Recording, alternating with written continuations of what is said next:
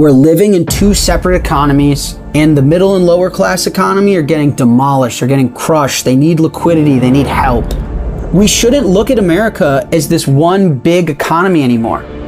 This fiat regime, this fiat era has decimated the middle class in the United States of America. You either own assets and are protected and are benefiting from debasement and destruction of the currency, or you don't. Let me explain it to you guys this way. If the third floor is the top floor, the penthouse floor, the elite floor, and the first floor is non-asset holders, paycheck to paycheck, and there is no second floor. If there's no second floor, the third floor people can't get to the first floor. Elite asset holders can't become poor, and the first floor people can't get to the third floor. They're working as hard as they can. They're getting degrees. They're working 2 jobs. They're not getting close to getting to the third floor.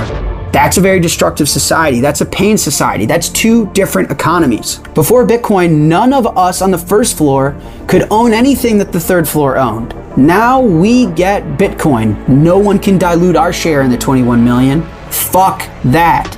That middle to lower class, there's no longer a middle class. If you don't have the right assets, you're the lower class. Doesn't matter anymore. You have to get yourself some Bitcoin. It's the only ticket out that is sold to all of us.